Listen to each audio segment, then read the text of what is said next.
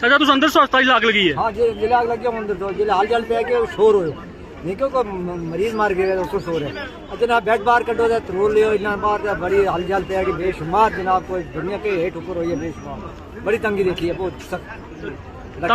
तम क्या एडमिट है अंदर अस्पताल? एडमिट में लत टूटी हुई है। अच्छा हड्डी को डॉक्टर को ले आंदा उसमें सब लोग कहीं बड़ी परेशानी हुई है और बड़ी मुसीबत गुजरी है बड़ी मारावरी पहले आन पड़ी बड़ी ये हालात को कहते हैं और अक्सर रोज आने बहुत मुसीबत हुई है। तो हूँ तम के बाहर कटे अस्पताल से बाहर कटे के आसपास हमें यहाँ पर एडमिनिस्ट्रेशन से फ़ोन आया है कि यहाँ पर जीएमसी में आग लगी है। जैसे हमें डीसी साहब एडीसी साहब सबका फ़ोन तहसीलदार साहब एडीसी साहब सब इतने आगे थे कि सब इतने कंसर्न थे इस जीएमसी के बारे में कि उन्होंने सब ने मुझे फ़ोन किया।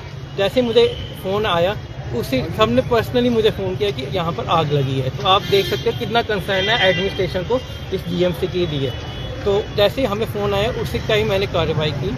वहाँ पर हमने उसी टाइम गाड़ी हमारे फायर टेंडर को डिस्पैच किया टूवर्ड दिस लोकेशन। हमें पुलिस का भी धन्यवाद करना चाहता हूँ कि ये हमें क्लीन पैसेज मिला। अगर हमें क्लीन पैसेज नहीं मिलता तो हमें यहाँ आने में टाइम लगता। तो हमें यहाँ आने में बिल्कुल टाइम नहीं लगा। आप देख सकते हो जैसे हम यहाँ पहुँचे तो हमने पहले देखा कि इस एरिया में आग लगी क्योंकि यहाँ जब आग लगती है तो पैनिक बहुत होता है। तो हमने पैनिक हुए बिना हमने पहले देखा एरिया डिफाइन किया जहाँ पर ये आग लगी है। एरिया डिफाइन करने के बाद पहला हमारा मोटिव था कि हम जो एरिया है उधर ही आग लगे, उससे ज़्यादा कहीं और दूसरी एरिया में आग नहीं जाए। तो हमने अपना एरिया को कंस्ट्रेन किया। एरिया कंस्ट्रेन करने के बाद हमने उस एरिया को आग बुझाई। आग बुझाने से आपको पता स्मोक को आएगी। उसके कारण ये एरिया थोड़ा स्मोक लॉक भी हो गया था। तो हमारा दूसरा मोटिव था कि हमने वहाँ के जितने पेशेंट जो ऊपर फंसे हुए हैं पहले उनको पैनिक नहीं होने देना। तो यहाँ पैनिक बहुत ज़्यादा हो जाता है। तो यहाँ पर अंत नहीं है पेशेंट का। आप भी जानते हो जीएमसी पूरा रजौरी पूंछ इवन भी रियासी के भी कुछ एरिया को कैटर करता है। सर हमने सुना कि कुछ पेशेंट भी स्मोक की वजह से जो है वो अंदर स्टक हो गए थे, उन्हें रेस्क्यू किया गया। हाँ, सारे पेशेंट जितने भी थे कोई थोड़े पैनिक हो गए थे, स्मोक के कारण थोड़े पैनिक हो गए थे। उनको हमने विदिन जैसे हमारा फायर फाइटिंग ख़त्म हुआ तो हमने कुछ बंदों डिस्पैच किया स्मोक वाले एरिया में जहाँ की वहाँ से पेशेंट को बाहर निकाला। पेशेंट जैसे ही बाहर आ गए अभी हमने पूरा राउंड मारा है।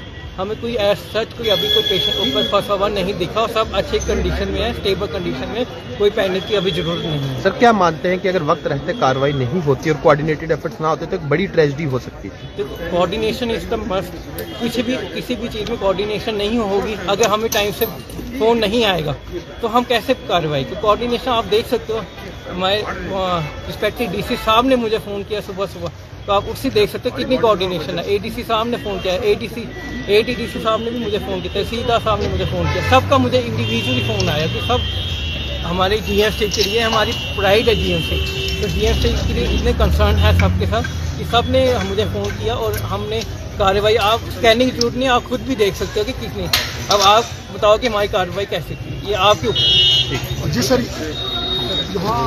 एक मिनट पहले अपना नाम से स्टार्ट करना। जी सर, मैं हवलदार मकबूल हुसैन, हेडक्वार्टर ड्यूटी है मेरी सर। जॉइंट अपने असिस्टेंट डायरेक्टर कमांडर जोरी पुंछ को मैसेज मिला तो उन्होंने हमें कन्वे किया और हम विदिन 3 मिनट यहाँ हॉस्पिटल में पहुँचे।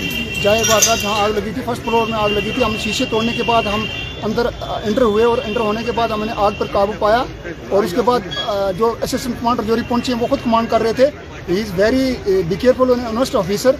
उनकी हेल्प से हमने जल्दी आग पर काबू पा लिया और वो पूरी वार्डों में विजिट करने के बाद जितने ऊपर पेशेंट थे उनको भी हमने साइड किया रेस्क्यू करके। और उसके बाद अब पूरी तरह से आग जो है वो काबू में है और हालात जो हैं वो साजगार हैं। Thank you very much.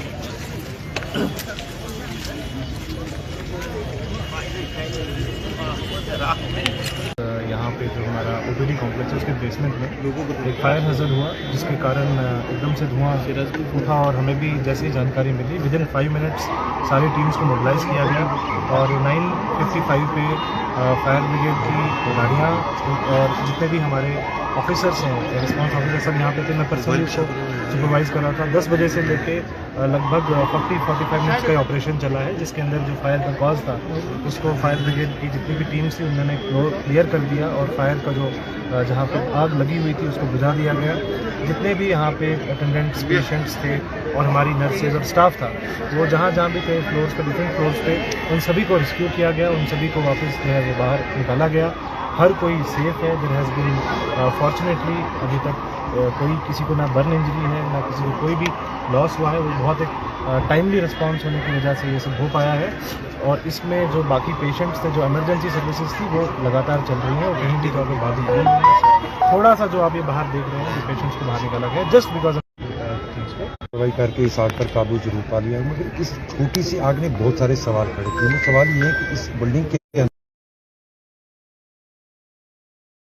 आग लगाई, ये नेचुरल आग लगी है या डिलिबरेट किसी ने आग लगाई, वो भी मानेंगे। तो वो अभी हमें इसको देखना पड़ेगा। ये इन्वेस्टिगेशन मेथड है, सारी चीज़ें। सर, अभी जो लोग बाहर हैं इनकी देखभाल कौन कर रहा है, जो बेड बाहर लगाए गए? बिल्कुल, इनकी देखभाल के लिए डॉक्टर्स की और हमारे पैरामेडिक्स की टीम यहाँ पे पूरी लगी हुई है। आपके आसपास में भी बहुत सारे यहाँ पे पैरामेडिक्स हैं, यहीं पे हैं। कोई इस तरीके का चूक नहीं होने दी जाएगी। बाकी मैंने आपको कहा कि इनको बाहर इसलिए निकाला गया है बिकॉज अंदर अब स्मोक था, पूरा बिल्डिंग में फायर नहीं है लेकिन स्मोक था।